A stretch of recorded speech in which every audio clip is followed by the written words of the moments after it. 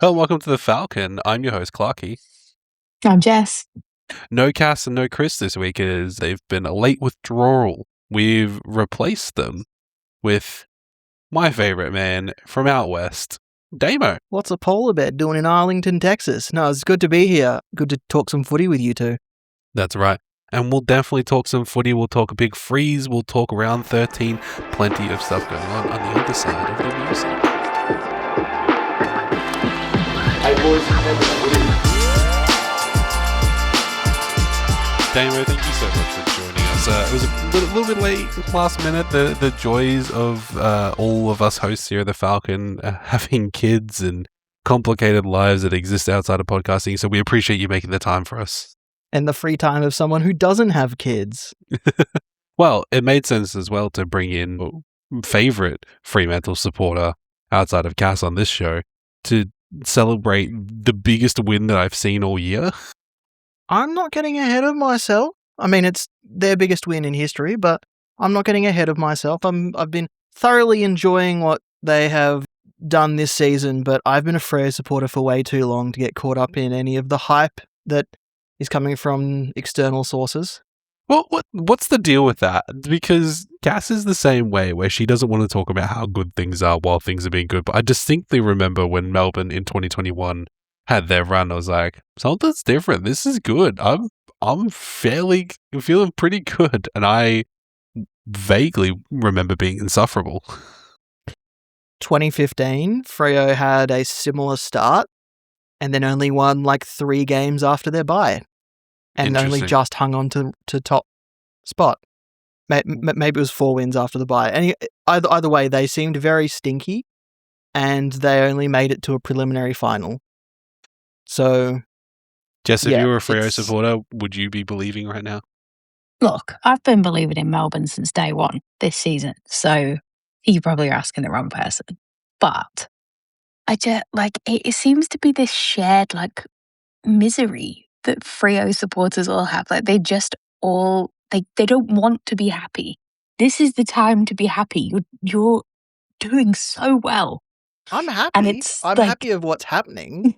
I'm just not happy about what might happen yet. I'm not getting ahead of myself. You can't worry about that, Damo. You can't spend your life worrying about what might happen tomorrow because you never enjoy today. And that's life advice for everybody. I am enjoying today. I'm just not thinking about tomorrow. Damo, Caleb Saron could get hit by a bus tomorrow. You should live for the now. He didn't play on the weekend, so possibly. So maybe the Dockers don't need him. Maybe you already did. I hear you. Yeah. Thanks, Jess. Jess got where I was going with that. I am very, very aware that Freo are setting the standard at the moment, especially after seeing Sydney's result this week, which will winning by 2 points against St Kilda. They required a match-winning goal with less than 20 seconds left on the clock. Yeah, I mean, St Kilda and Sydney usually have close games. I was looking at their past 3 before the game started on Sunday, and I think their last 4 matches now have all been decided by under 10 points or thereabouts. So they're just a team that Ross Lyon seems to know how to shut down, and I wasn't surprised by the close game. I was surprised more by St Kilda's early dominance and how it got Sydney on the back foot, but I wasn't surprised about the close game because I'd seen what their last few contests had been like. It's really fun having you on the podcast because I'm trying really hard not to talk about Supercoach, which is just my default when we're together. Because in my head I'm like, we've got to save some of the content for Wednesday, Damo, when we record the Footy Mailbag, which is your favourite Supercoach question and answer podcast, listeners. Jess, what do you think? Do you think Freo are the team to beat right now? I'm worried about Freo. Do we play them again this year? I don't believe so. Thank God for that. Oh no, that's right. Damo, you're coming to Victoria. Mm. We're going to that game, Damo. Yeah. Oh no, God, we're why not. did I agree to go to that game? No, we're not. I don't give a shit, Damo. I'm not coming to that. I'm sorry, darling. I don't want to cry in front of you. That's just going to be awful. I do worry about the 12-1 start for Freo, where I'd hate to see it all collapse, but I'm buoyed by the fact that Adam Simpson on SEN, he kind of allayed those fears when he said the wins look system-based, not personnel or based on emotion. So he thinks it comes from the game plan rather than, them being completely smacked in the media and then coming out with a response. It's all response and good planning. So yeah, for him saying that it's system-based wins, and Justin Longmuir says he still hasn't seen a complete game yet. The game on the weekend seemed pretty complete to me. So imagine what a complete game looks like when we get there. Well, so we've clearly entered the biased portion of the podcast. For those who weren't listening, North Melbourne didn't score for a whole half against Freo. Jess and I were sat together watching this on the couch, and every time we looked up, it felt like we'd missed about 30 points. At one point, like we genuinely, we just put our daughter to bed for her afternoon nap. We were just like, okay, finally, we'll just relax, watch some football, play on our phones, have a cup of tea, the usual stuff. And we'd just be talking to each other, and then we'd look up and we go, that's looking bad for North. Look down again, look up again. There's points was like 30 points, 30, 40 points more. Like, Freo winning by 50 points now. That's weird. And then it just never ended.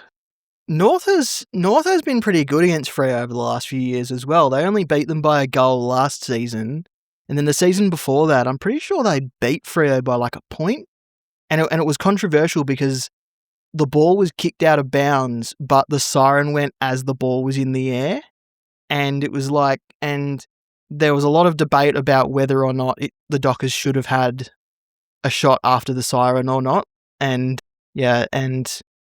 the umpires ticked it off, as they do with all of these controversial decisions. So, so I was surprised that the margin blew out to as much as it was, especially on a ground where Freo were mostly unfamiliar. Yeah, what's the deal with the Bunbury game? North bought it, or the WA government bought a game off North, and they play in Bunbury and Optus. I'm not sure the whole deal, to be honest. It's a good oval, though. It feels weird that they do that, though. I don't know. Yeah, well, West Coast and Fremantle have both talked to the AFL about the extra travel, and so the AFL kind of had to broker this deal to help Freo and West Coast get on a bit of a level playing field, because none of the other teams travel as much as the Dockers and West Coast do, just purely because of distance. Like, the Adelaide teams travel every second week, same as the Queensland and New South Wales teams, but they don't travel as far. And you look at guys like David Mundy and Matthew Pavlich, those guys who have both clocked up over 300 games. I don't think there's a West Coast player that's notched over 300 games, and it's purely because of the travel factors. And so for Mundy and Pavlich to have done it is remarkable in itself. So yeah, it's just one of those things where the AFL is trying to equalize the travel factor by making North by North playing these WA games that North was probably put their hand up for, I think. But yeah, it's I don't See, Jess, this is North as Alice Springs. I don't think it's positive for North Melbourne, especially considering the way the results have gone. Well, I'm just looking at the fixture, and they're playing at Optus this week as well as a home game. Yes, which is just like North, choosing to fail. Yeah, so North have sold 2 home games to WA to host Fremantle and West Coast. When's the Starlight game? Is that with North? A Freo Starlight game it might be the game against Gold Coast. Yeah. Does it change every year who you play? It does, yeah. It has to be a night game, and they usually try and pick a game that they'll probably win. As you do. Like Scott the Pendlebury. Yes. Yeah. I'm familiar with the tactic. Because no one's going to donate money to a children's hospital in a game or go to a game that the Dockers are probably going to lose. Oh, it's against Sydney this year on July 9th. Oh, well, there you go. Well, there goes on a Thursday. It's a on for it. Thursday night game. Oh, the kids can't go to that. I know, they've Got all got school the next school. day. Take Oh, that, dear. kids. No, it's at 6:10, so it's not too bad. That's I think you 6:10 can our keep time. your- So that's. No, that's AWST, whatever the hell Oh, that is it? is. Okay. Is that yours time? Yep. So what time's that for us? Oh, 8. 8:10. No one's watching that over East. Yeah. Unless Not you're a chance. I'll be in Awesome. bed by then. Sick. That's great for charity. No, I Damo- like that game. I'm gonna watch that game, Damo. I will be there with you in spirit and in solidarity because I think it's lovely. Yeah, this was an absolute belting though. The notes that I have here are just lol North. And this is really insult to injury for a year where they've had moments. I feel like we say this every week about North. I'm like, they have moments where I'm like, oh, things are looking up. And then immediately I'm disappointed in them. The defensive pressure from George Wardlaw compared to the likes of a Sheasel, McKercher, or the other guys that they have running through the middle, it's such a stark difference. But Wardlaw can't do it all by himself. Like, Wardlaw can latch on to a player, but if he doesn't have anyone else bringing the same defensive pressure, nothing's going to happen for anyone.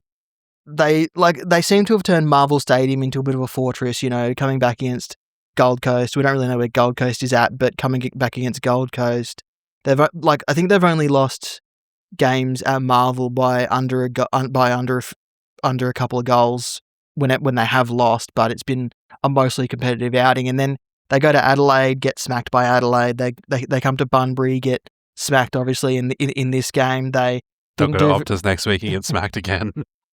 By West Coast. We don't know that yet. They don't do very well at Gather Round. They don't do very well when they travel to anywhere really outside of Marvel Stadium. So, and I get that with a young team, you want to build the home fortress up first, but there has to be some principles in your game plan that are just non-negotiables no matter where you are. Yeah, I feel this is something that I really struggled with since getting a bit more into AFL. I think there was a moment when Josh had to specifically explain to me that the grounds are all different sizes. Yes. And I was outraged. I still am, but I've calmed a little bit. But I just could not fathom coming from like EPL where the pitches are the same. Like everything's very standard. Then being like, oh, but they're playing at Cardinia Park or whatever and it's this. And you're like, oh, well, what do you mean the ground's more narrow or more long or more wide? Like, that's ridiculous. But then it does obviously impact how everything feels, I guess. It's like wearing the wrong shoes. I just, like, I don't think it should impact how you play, but evidently it does. Like, is it the whole vibe? Is it more than just the ground that makes it different and affects, like, your game style? Because surely if you had a solid game plan like Freo, you just turn up, play well, win. I don't know if you guys watch any of his content or listen to his podcast, but recently Daniel Gorringe was at Marvel Stadium and tried to do the goal kicking record at Marvel Stadium, and he had AFL players come and visit him, and one of them was Max Holmes, and Max Holmes referenced how wide Marvel Stadium was compared to GMHBA Stadium and said, we train and our game plan is set up for skinny ovals like GMHBA Stadium. And GMHBA Stadium is actually pretty close in length and width to Adelaide Oval, which is why Geelong play in Adelaide so well compared to other grounds. Whereas the MCG and Optus Stadium are close in size to each other, which was probably on purpose given the fact that's where the grand final is played, and then that's where the WA teams have to play. So the WA teams needed some kind of, homely feeling when they do and eventually get to the grand final. So, I mean, the way your home ground is set up probably does dictate what your game plan looks like. And so there probably is a level of comfort there that some teams can't get around when it's too long or too wide or too skinny, that sort of thing.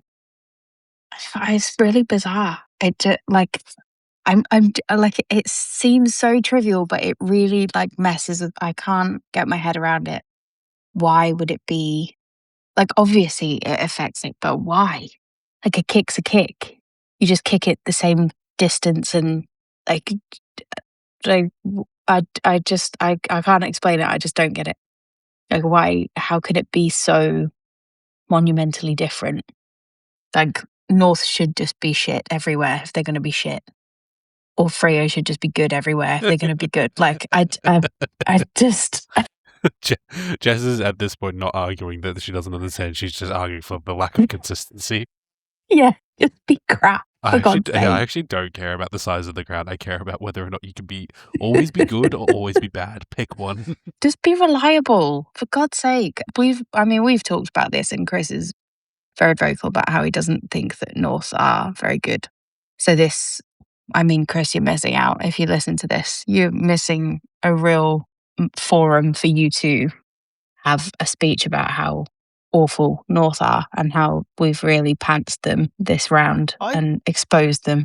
I don't think that North are that far away from being a competitive team, though. Like, really? Like, they're missing that. Like, they're probably missing a key defender. They're probably missing a defensive midfielder, like a George Hewitt type midfielder. But other than that, they've got most of the pieces that they need. I think it comes down purely to mindset and coaching. Like Alistair Clarkson. People will argue with you about this for ages, but people will say Alistair Clarkson probably doesn't deserve to get the credit for the Hawks' success because it was all mostly Chris Fagan. You're right. We should put Clarkson on coach watch and get rid of him next week. I agree. So is Clarkson the actual messiah to bring North out of this slump? No. And evidence would tell you no. They've barely moved from when he took over. He's no Stephen King. You're right. He's had more than long enough, I think, to do something decent, and he's still just a piece of shit.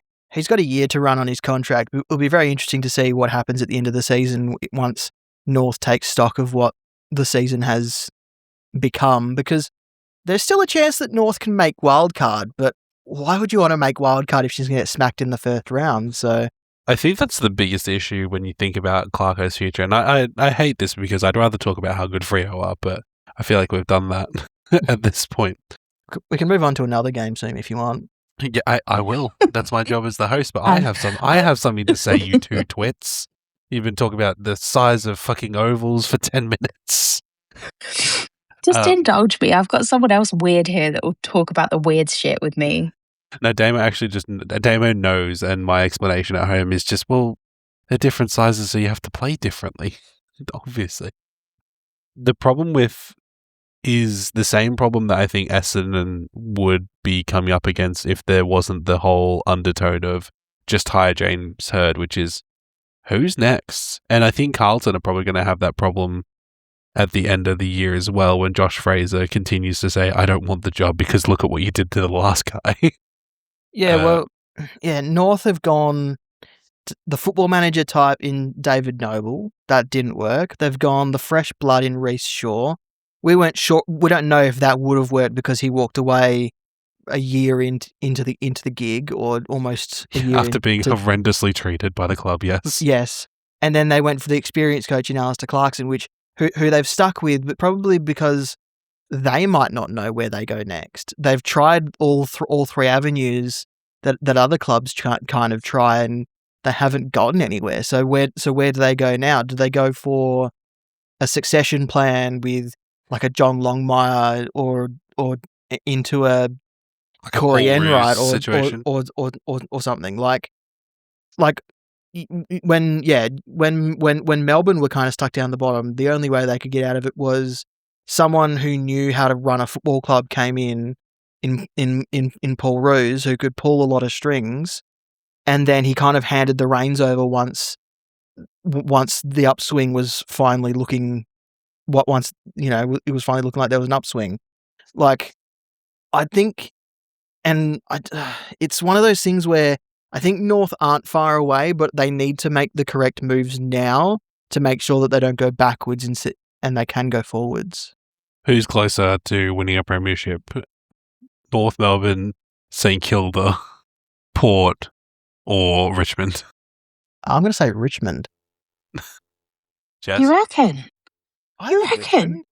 Richmond. Well, Richmond are drafting and playing these players straight away. They're bringing this group up from 18-year-olds in 4 to 5 years when they're all 23, 24, 25. They're doing a Hawthorn, is that what you're saying, Damo? They're all going to come up together. They're going to be a strong group that is still fairly young. They're going to have the ability for sustained success. They're going to be able to attract big talent from outside to bolster this young group. I think Richmond could genuinely challenge for the flag before the end of the decade. If Richmond land a replacement for Nankervis, who probably doesn't have that long left, if they nail like a really solid replacement for him, I'd probably agree with you. Yeah, well, they're linked to Kieran Briggs and Nick Madden at the Giants, so either one of those would probably do the job for you. No, I'd take Madden, given how the new rules have played out this year. Anyway, hey, should we move on to a different game? Let's talk about the Hawks and the Dogs in honor of Chris, who isn't here. The Dogs were down by 27 points at halftime, and then came back to win this one by a single goal. Hawthorn kicked 111 after halftime. Crazy. Absolutely crazy. Yeah, 9-17 is an absolute fucked score from Hawthorn. Like, what on earth is that? You kind of wonder what the score would have been like if Jack Gunston was playing. Yeah, for sure. It's good for the tips. Love that as someone who tipped the Bulldogs in this one. But I felt really shaky about it. But I think the Dogs have just proven to be really scrappy. I think Luke Beveridge is probably one of the best coaches for planning with what he has. He hasn't built a game plan over what he could have. He builds a game plan around what he does have at his disposal. Like Michael Selwood, he's not a key defender by any stretch of the imagination. I think he's only in the mid 180s centimeters. That's not a key defender height, but he's put him in key defensive posts all throughout the season, and he's been good at it. Like Nick Caulfield wasn't drafted as a key defender. That's what he's playing as now. Rory Lobb was drafted as a ruckman, and he's playing as a key defender. Like Luke Beveridge's ability to plan for the opposition, move players into positions regardless of what they were drafted as, it's something to admire, I think. Yeah, I completely agree with that. It's so fascinating that we associate it as such a negative thing, but really the most negative thing that people say about him, which is the Bevo salad for the mailbag listeners out there. But it's actually his strongest attribute is using all the pieces he has to put together a team that's just continuing to not defy expectation, but to create new expectations of what you think is happening, as well as developing that young talent. Like I remember, and I hope Chris will appreciate me bringing this up, but people were really hard on. Remember when Riley Sanders debuted, and then he got subbed off by Bevo, and it was all anyone could talk about was how pissed off Riley Sanders looked about getting subbed off, and how that would be terrible, and the relationship would be bad between them and stuff like that. But seeing how Riley Sanders has bloomed now, it just goes to show that there was always a long-term vision of what he wanted from him and how he was going to groom him for that role. And obviously the non-liberatore era as well has opened up opportunity for people like Sanders to sort of play through that mid a bit, him, Ed Richards and Bont, not even withstanding any of the other great midfielders they have on their team. Bevo's been really good at drafting and developing players. I know he's not totally involved in the drafting aspect, but they probably draft the most players out of the mid-season draft and then play them almost straight away. They play their first round picks almost straight away.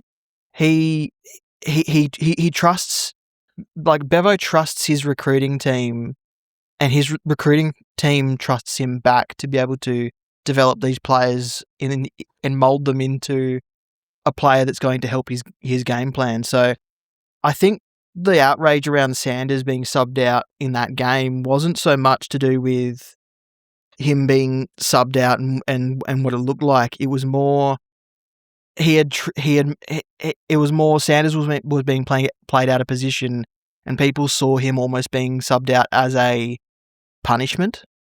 Yeah. And people were outraged that you drafted a midfielder to play him as a half forward. You can't get angry that he's not performing as a half forward when he's actually a midfielder. But in the modern game, you have to be able to play multiple positions. So you've got to learn. Yeah, absolutely. Jess, anything from this one? I was a bit underwhelmed, honestly. I think that's just the theme of the round, which goes nicely with it all being the bye weeks as well. It all just feels a bit crap. A game that was decided by one goal? No, but it was low scoring, and when I watched it, it didn't really feel like, I don't know, like it just felt a bit crap. There's no other word for it. Like it just felt, I don't know, like the last dying stages of the game were obviously riveting because it was 1 point, 1 goal in it. But like the actual overall vibe of the game, it wasn't like invigorating anything. It just, I don't know, it felt average. And Hawthorn had their chances as well. I think that's really important too. Josh Weddle missed a shot at goal with about 3 minutes or so left. A rush behind for Hawthorn at one point. Dylan Moore had a chance, about halfway through the fourth quarter.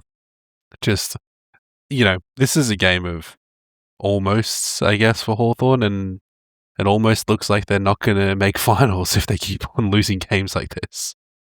I don't know, maybe if Nick Watson spent more time being better at football instead of worrying about Selwood and what he was doing for the whole game. It just felt a bit odd. Wasn't there that incident on there's a bunch of incidents from this one. Yeah. So 10 people were fined for a fight, essentially.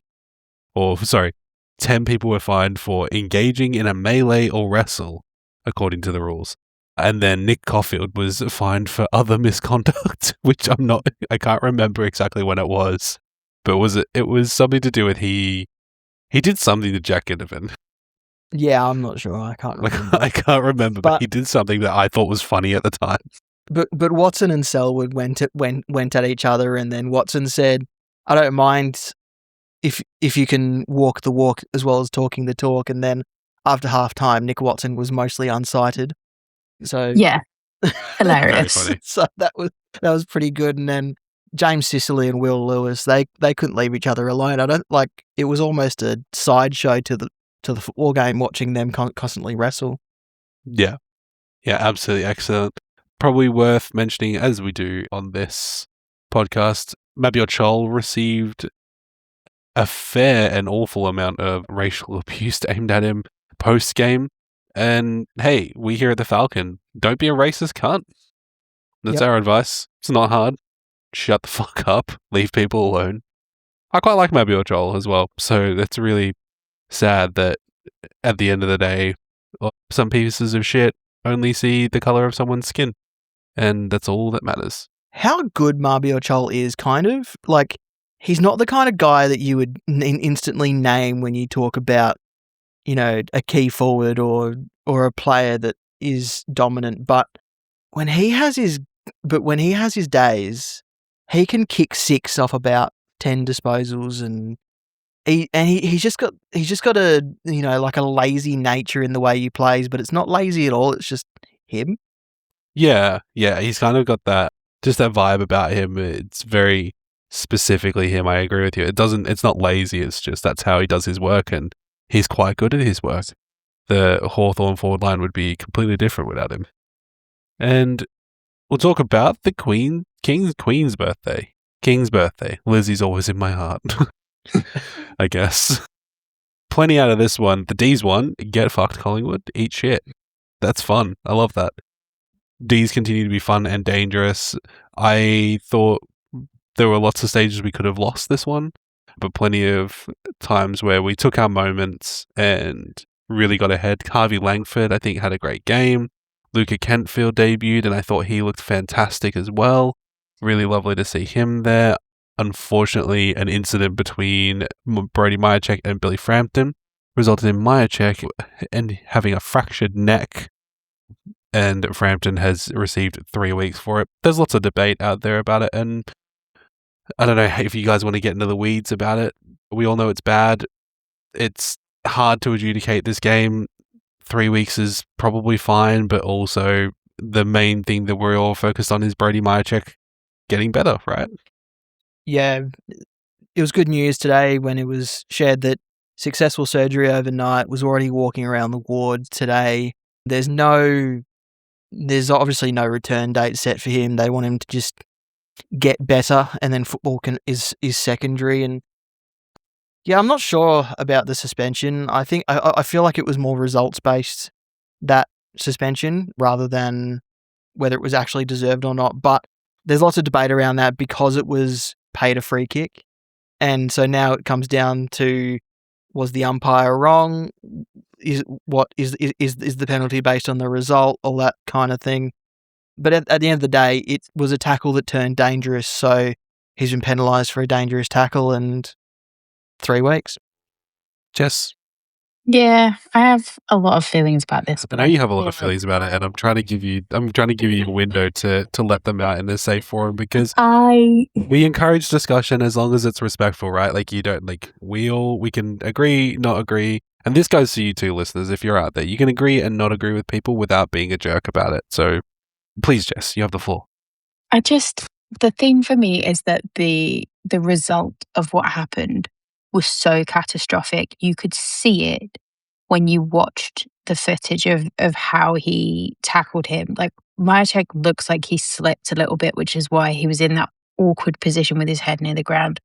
But what came out of that, and that's evidenced by what's happened and like the actual diagnosis that he's got now, is that it was really fucking dangerous what he did. And he has a duty of care as a player on the field to be better than that.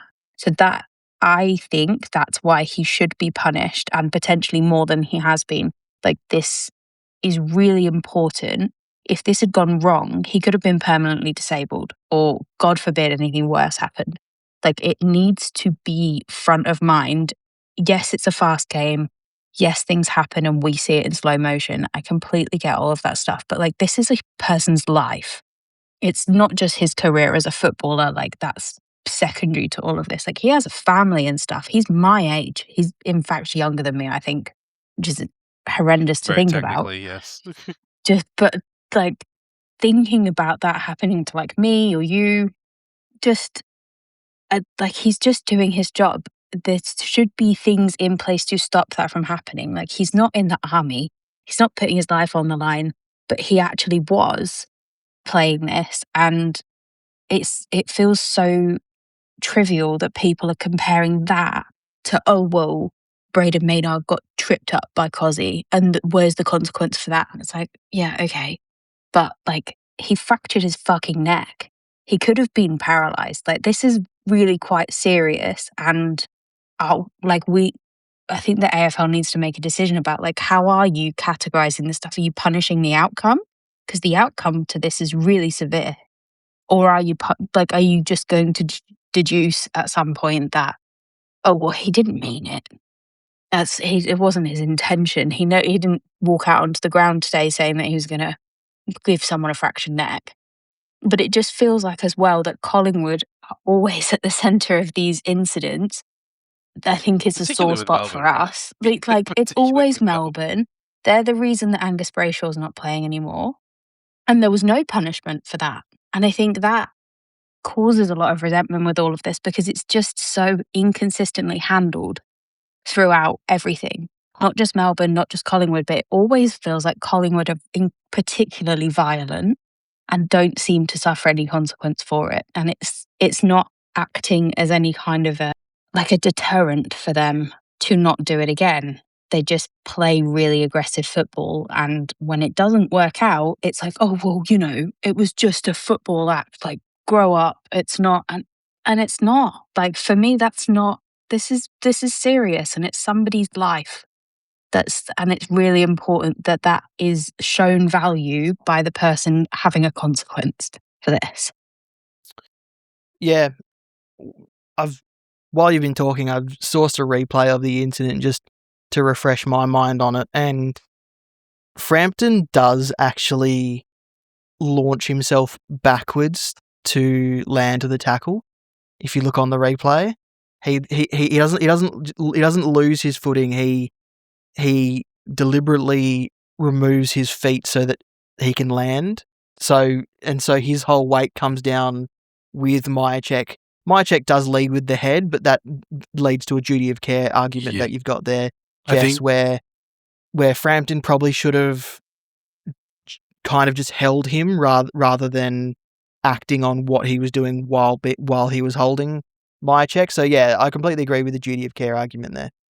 Yeah, I think, like, I don't. It's one of those things where I don't. Jess is 100% correct, where it's like nobody walked out of their field going like, I think I might try and paralyze someone today.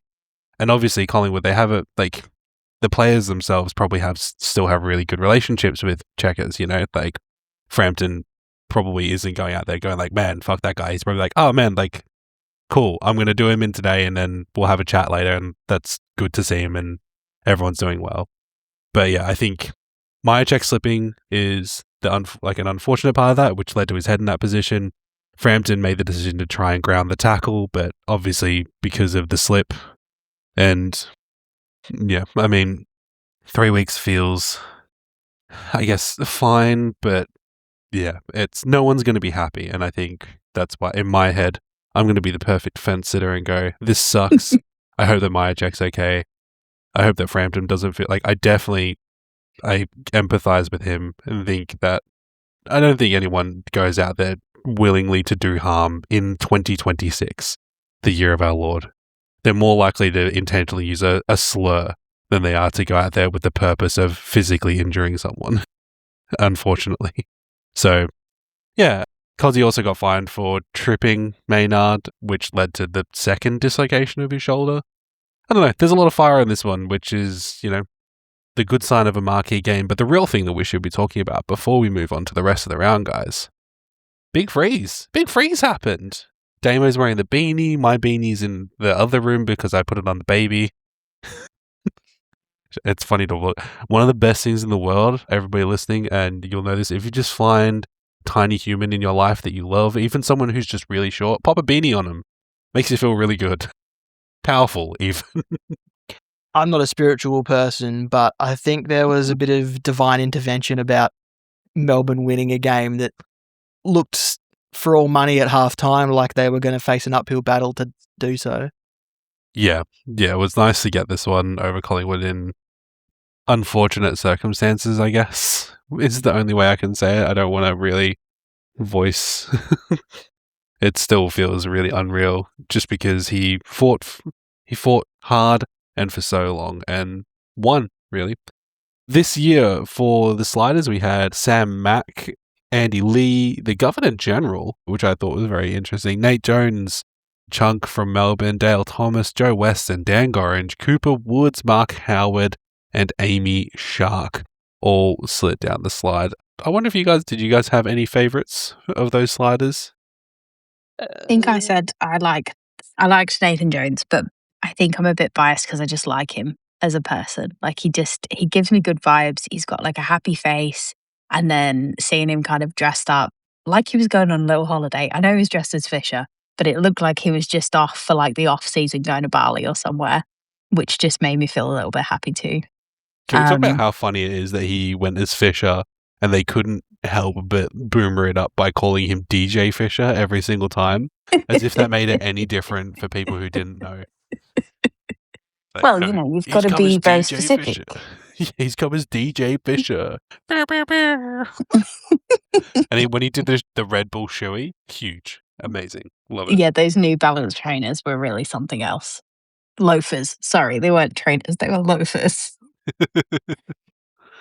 I had a particular fondness for. I enjoyed Dale Thomas's. I thought that was really good doing the Mick Milehouse and getting the Premiership Cup to come out as well. I thought was a funny, unexpected touch. Damo? Yeah, Dale Thomas was probably mine as well. And hearing stories out from today where Dale Thomas wanted to go down the slide with the Premiership Cup and Collingwood said, fuck no. It's just so good. I really love the Big Freeze. And obviously the donations always appreciated and go to fighting such a good cause, but holy crap, did you guys see the $40 million gift from the Queensland couple to the Fight AMD Foundation? Crazy. Do we know who they are yet? Yeah, there's Quentin and somebody. I Do just we remember the name know Quentin. like what they do for a living, or like That's how they that's have exactly that what money? I said, Damo. I watched an interview and it was on like Channel 7 or something, and they were interviewing them and they said, oh, so, it's so wonderful that you guys are like doing this and, blah, blah, blah. What's your hope for what they're going to do with this money? And the woman, I forget her name, sorry. And she went, well, I think we just hope that they're going to find a cure. And they were like, yeah, of course. Yeah. What And I else was do you thinking, think they were hoping? well, why are you asking them that?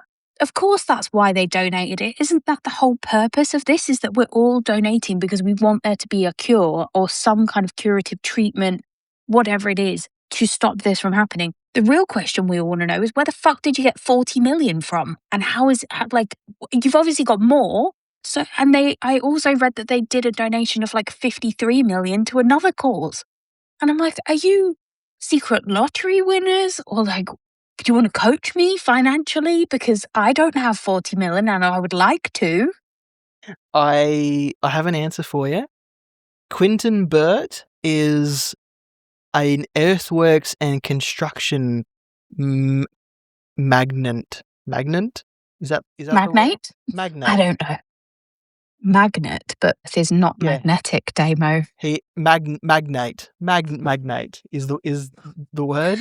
That's an unreal amount of earth moving. Yes. Like $100 million worth of earth moving, and God knows what else they've got stashed away, because these guys apparently serial donators, which is fantastic, and what a good thing to be doing with that money. But wow, I feel like they just came out of nowhere and was just like, "Pah, have 40 million for you." It was their first time attending an AFL game in person. I know. Did you see people so mad about that though?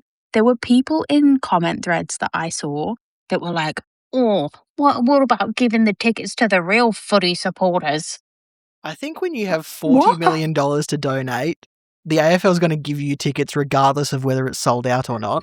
Yeah. You could sit on the roof for all I care. Like, you could sit in the middle of the bloody pitch. You've just donated. I think I heard they donated more than has been raised over the last 12 years of the Big Freeze. Like, they equaled that in one go. Yeah, they donated 10 million before they came down, and then when they got to Melbourne and went to the event before the game, they were so moved that they donated an extra 30, and it's like, yeah, all right, because that's normal. That's what? I can't. I said this to Josh earlier. We were talking about this, and I just said, I just cannot comprehend that level of wealth of that. I just can't imagine what that would be like to have that much financial access or ability. It's just an insane amount of money, and I'm so happy that they chose this as a worthy cause to give that money to. Like, I don't want anyone to misunderstand what I'm saying, because I'm just so incredibly grateful that they did this. Like, yeah, it's a phenomenal amount of money, and I'll always be in awe of that because I'm a poor person. But they, like, just seeing that they were moved by it so much, they were like, yeah, I am actually just going to give this money to the cause. It's amazing. Like, imagine what good that's going to do for the Fight MND movement. It's incredible. Yeah. Pretty amazing. Absolutely amazing. Hey, some other games happened this week. We had Adelaide Crows knocking off the Cats by 1 point. Very funny. Geelong shaky. Yeah, they've been shaky since the Blues game. Yeah, right? Like a couple of weeks. They managed to knock off Sydney at home, but they did it. And then in the game since, they've lost to Carlton, who probably no one would have predicted on current form. Caretaker curse, yep. And then they've lost to Adelaide in Adelaide. And, well, Adelaide had to hold on, but they did. And, yeah, like, it probably revived Adelaide's season a little bit and put Geelong's season on a bit of a knife's edge as to whether they're top 4 or just top 6, 8, or 8, 10, you know? Yeah, they're in a position where it could get worse before it gets better. It feels like they're hanging out for the bye, just a little bit. Like I don't know why, but it feels like they need the circuit breaker. Yeah. And I would have said the same thing about Brisbane before they beat the Suns this week, where they need that break. And I think it was Geelong's round 16 and Brisbane at round 15. Yep. So it'll be interesting to see how these guys go this week. Didn't you just tell me that the GMHBA and Adelaide Oval are very similar grounds? Did that not just happen like half an hour ago? No, you did. So why did they not play better here, Damo? Tell me. They played well. Adelaide just played better. Well, did they? Because it was another low-scoring game. But they won by 1 point. Geelong couldn't kick straight. 10-14 to 11-9. They had 4 more scoring shots than Adelaide. It was okay, so Geelong are the Hawthorn of this game. Got it. Yeah, pretty much. It also didn't help that Jeremy Cameron can't do anything with his arm at the moment, so they're pretty much got a guy out there. You added this note. What's going on with his arm? So he broke his arm in the grand final last year. Was it last year that they played in the grand final? Yeah, it was. And it didn't properly rehab over the off season for some reason, because Geelong and medical departments just don't happen apparently. And so he's been playing with a guard on it, and if it gets hit or anything, it basically goes completely numb and he can't use the arm, which feels what? And he has to get he basically has to get nerve repair on his arm in the off season. And if they do it during the season, then he won't get back during the season. Like, they've left it too long for him to come back for any involvement this season if they get it done. But he's basically useless if it gets sore during a game. I feel like that's a really big liability. Yeah. Like I said, Geelong and medical departments just don't go together apparently. Like, they've got Brian Myers out there playing with a partially torn ACL.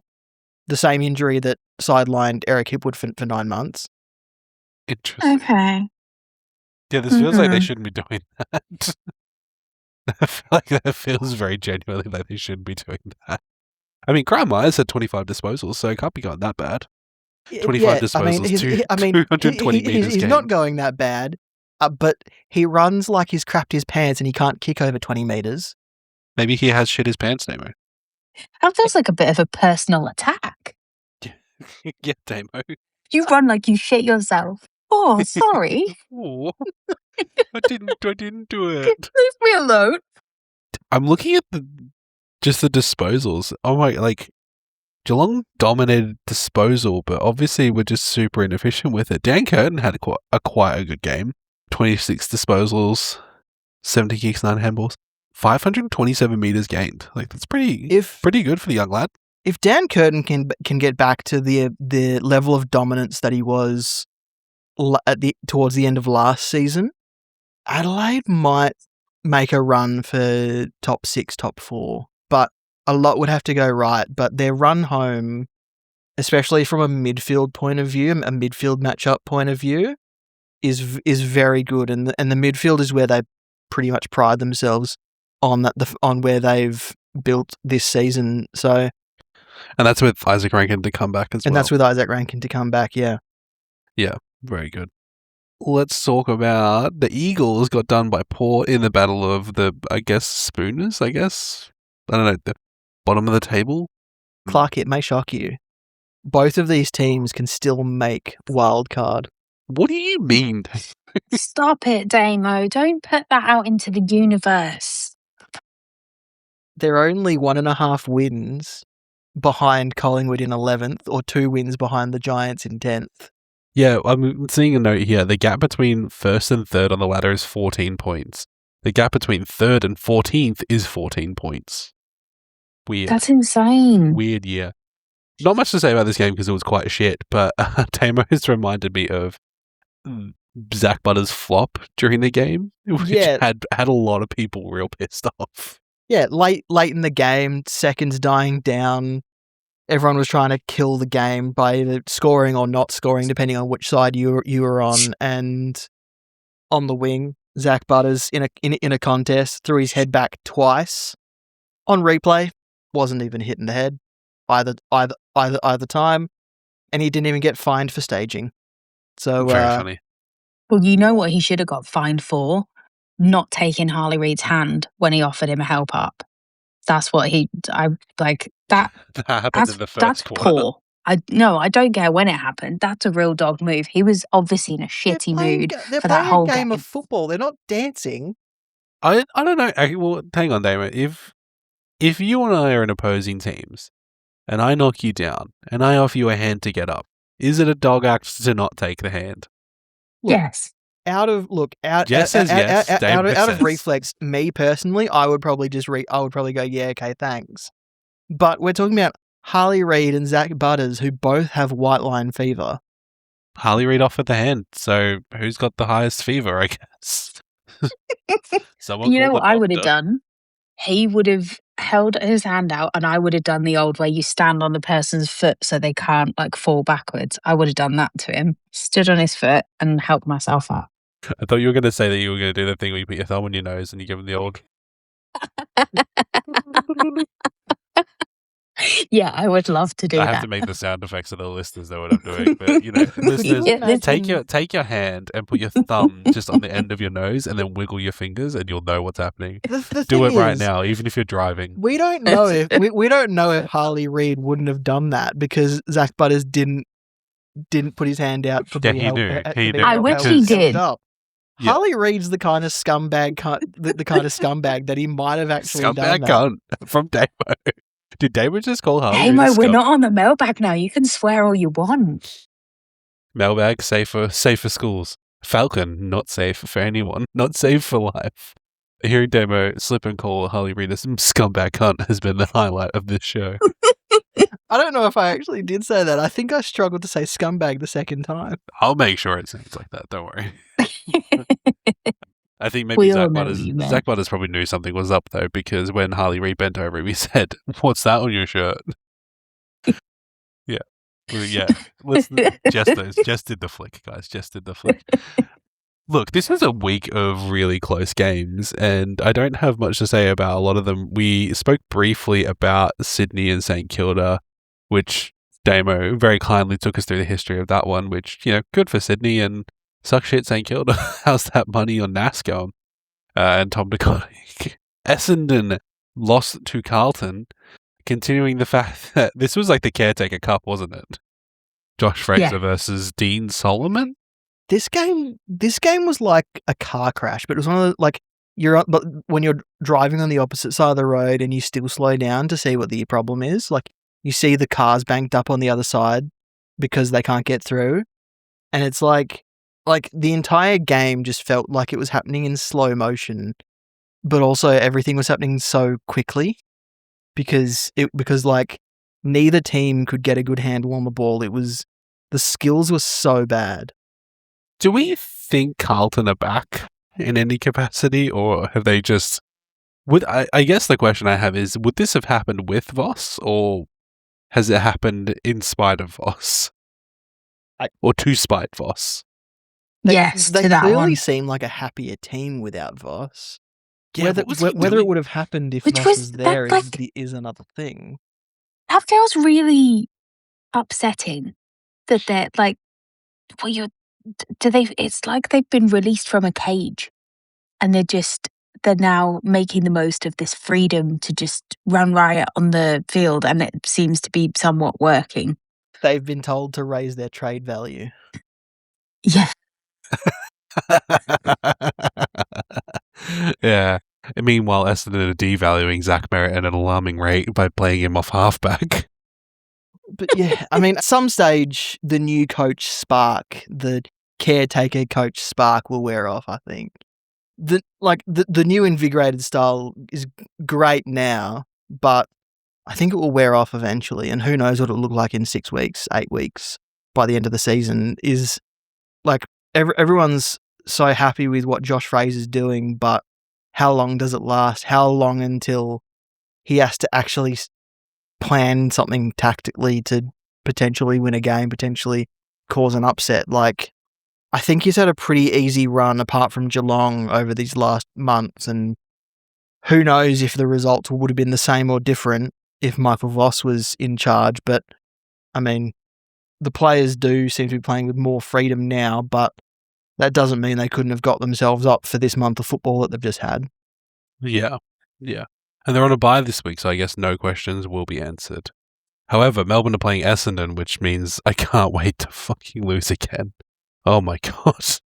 We've been undefeated at the G this year, except for now.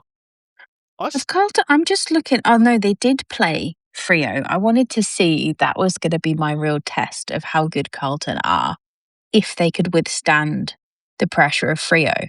Because Freo, as we talked about, have the game plan. And if it really is a game plan, then how does Carlton's new style match up to that? But you did play them in April, And not that long ago. play them again at Marvel Stadium in round 24, the last game of the season. Yeah, the last game, right? So I guess that's going to really show if the top longevity. if top two is sewn up, which you would think it would be, because Dockers have to lose 4 games and then Hawks have to win 4 games on top, just to get just for anyone to swap spots.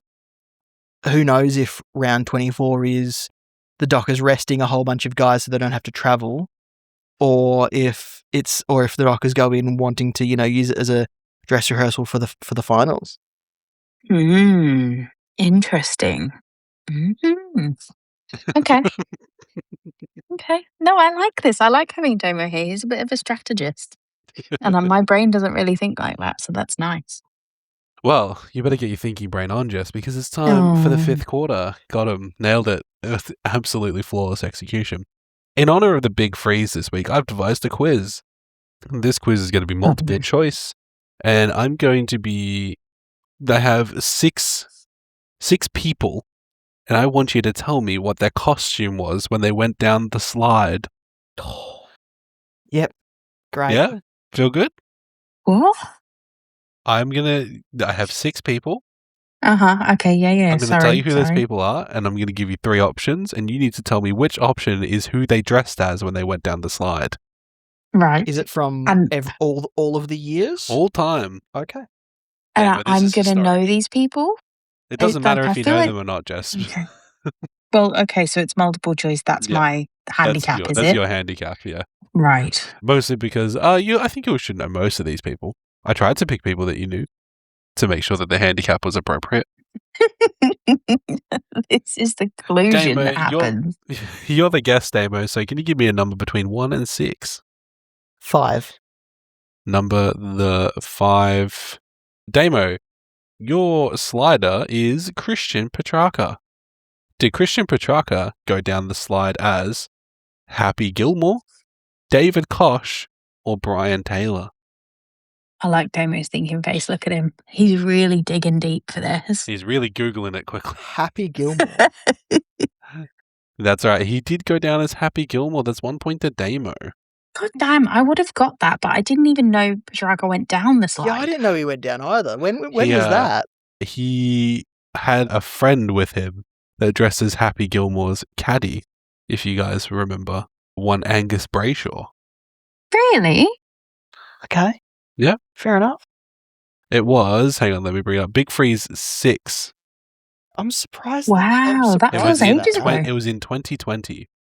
Okay. So they all did makeshifts, and a load of different players did it. Yeah, so they basically had to do it in the hub. Yeah. Yep, okay. They did it at Casey Fields. Yes, I remember now. Very good. Jess, give me a number between 1 and 6 that isn't 5. 2. Jess, you have unlocked Silk, Sean Burgoyne. Did he go down the slide as Beetlejuice, Spider-Man, or the Silver Surfer? Oh no, I saw somebody did go down as the Silver Surfer, so I'm going to go with that. I don't know if it was him though. I'll give you a little bit of a hint. That doesn't help you because they're all costumes that have been on the slide. Oh, fuck you then. But if you want Are to, you for real? if you want to go with Silver Surfer, you go with Silver Surfer. No, well, now I'm going to have to reconsider my answer. I'm going to need aren't you I? both to Because- put your hands in front of the camera if I keep on seeing you guys look away from my beautiful eyes. Fuck it. Silver Surfer, then lock it in. Jess, it was not Silver Surfer, it was Spider-Man. Yeah, you. and he went down with a little doll as well. And Oh, how pathetic. and he did it because Jess. Spider-Man is his son's favorite superhero. Oh, God, I can't call that pathetic, can I? That's No, really cute. you probably shouldn't have in the God first place. damn, but- that's actually really adorable. yeah, because it was the anger of you getting the question wrong. I'm just mad. Damo, you've got 1, 3, 4, and 6. Number 1. Number 1, Damo, you've got Aaron Phillips. Did Aaron Phillips go down the slide as Pink, Madonna, or Tina Turner? Pink. Yes, it was Pink. This is a setup. Jess, you've got 3, 4, or 6. 6. Jess, Ben Brown, did he go down the slide as Oh. Shazam, Sideshow Bob, or Tarzan? I don't think Oh even my I know God. this. What year? Tell me what year he went I down. didn't write the year. Oh, come on. Damo, do you know? Rain Man? It was like 2 or 3 years ago. It was 2020. That's So this was another makeshift. Was it? Yeah, I guess. What was the options again? Tarzan, Sideshow Bob, or Shazam What's Shazam? as a superhero. Oh, I've been duped by that before. I'm not going with that. Tarzan. Are you sure? Tarzan is incorrect, Jess. Oh, fuck's sake. He went down as Sideshow Bob because of his hair. Well, I was going to say that, and then I was like, is that really family friendly? I don't know. It is family friendly. Has What's he not gone fa- down Is it? twice? Maybe. I feel like he's gone down. If the other twice. time was Tarzan, Damo, I'm going to kill someone. I think I was so sure he went down like after he retired. Are you sure? Well, Really? I'm not going to Google it while you've still got questions to ask, but I'm pretty sure he's gone down twice. Very good. The Oracle said, so it must be true. The Oracle. All right. It was Big Free 6, so 2020 again. There we go. Found it. Damo, you've got, not that it matters, but you have, was that number 3 or number 4? Just give me whichever. Damo, you've got number 3 or number 4? 4. Damo, Ray Chamberlain, did he go down the slide as Meatloaf, Bluey, or Elton John? He went down as Elton John. He did go down as Elton John. Well done, Oh, Damo. it's All disgusting 3 how easy points. it is for you. It makes me sick. He Jess. he looks like Elton John. Does he? With the glasses on, yeah. What Well, do you anyone think he who looks dresses more up like Bluey? anyone who dresses up like the character probably does look like them, yes. Jess, the final one is Rebecca Madden. Did she go down as Poison Ivy, Elsa, or Trinity from The Matrix? This one was for Chris, really, Oh, who Poison famously has not Ivy? seen The Matrix. I don't think it was Elsa because that was Hamish and or Andy. No, was? Hamish. It was Hamish. That's good remembering. See, I know that one. Why didn't you Doesn't- ask me that? Doesn't help you. Doesn't help me fucking now, does Well, it? can you remember the name of Andy Lee's character that he went down this year? The shameless Wiz. self-promotion. Do I get any points for You that? don't. Because I actually enjoyed low-key watching him struggle when he went face first at the bottom because he picked such a stupid I costume. thought he was What? going to roll down the slide like a like like a gum- bowling ball. like I a was gumball. confused because I thought he dressed like a blueberry. Like, what's her name from Willy Wonka? Violet. Violet Beauregard. Anyway, Jess, Poison Ivy, Elsa, or Trinity? I said Poison Ivy. Just get it over with. Put the bullet it in was my head. it was Trinity from The Matrix. I don't even know who that is. You haven't seen The Matrix. You and Chris should have a watch party. I believe Chris No, lost. thank you. I believe Chris has a running bet that he does need to watch The Matrix at some point in his lifetime. Is that his homework? Can we make that his homework while he's not here? No, I don't think legally I can because it's part of another bet. Oh. You know what, Jess? I'll give you 3 points and call it a tie if you can tell me who Cadell Evans went down the slide as. Shane Warne, Max Gawn, or Angus Young? Max Gawn. I know this one. He had the skull cap on, didn't he? And the beard. Was he the little skinny fella? Are you locking in? Is that your lock in? Yeah. That is correct. Damo, unfortunately, it is a tie due to serendipity. Get stuffed, and, Damo. and the fact that you need to live with Jess after this podcast. Well, Yeah, can you tell? Well, Damo, I think sometimes as well, it's just nice to let someone have one. Damo, you are the winner of this week's 5th quarter, and everybody else is the winner because the show is now over. Thank you so much for listening. Damo, thank you so much for joining us. Where can people find more of you? Well, Clarky, me and you have another podcast called The Footy Mailbag where people can go and get their Supercoach advice, and we can give false information to make people do the wrong captain each week. We give very good information. Thank you. It's just we don't follow our own good information. Do we have a website for that particular? Yeah, thefootymailbag.net. That's it. Head over to thefootymailbag.net. Send us your Supercoach questions. There's a link to the traffic lights. There's a link to the captain's call where our good friend Nate writes. But Damo, where can people also find you personally? At DamoSC on Twitter or X or whatever it's called. Beautiful. Jess, where can people find you? That's Swanky Jess with 2 Ys. And if you're looking for Chris, you can find him at Lowry_16, or you can find Cass at CassVag over on Twitter. But make sure you follow the Falcon at Falcon Footy Pod on X and Instagram. That is where we do all of our business. And if you're on your little podcast app, make sure you give us a rating and review because that does help us. We love that. Jump in the comments with friend of the show and our number 1 fan, Grace, Cass's mum. Tell her you said hi. She's lovely and we appreciate her. But also, word of mouth helps us quite a lot. So if you know somebody who has a football podcast shaped hole in their heart that we might be able to fill, put us in there. Put us in there, Chief. We'll beat right out of their chests like an arrhythmia. Until next week, listeners, we'll see you then. Bye-bye. Bye.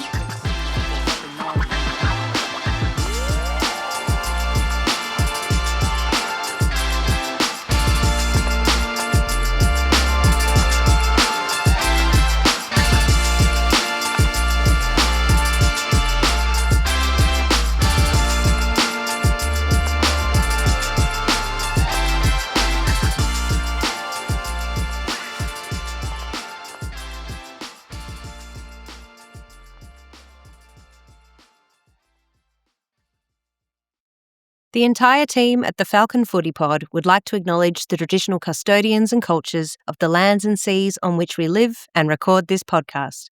We pay our respects to all First Nations peoples, elders and ancestors, and thank them for their continued connection and contribution to this country's national game.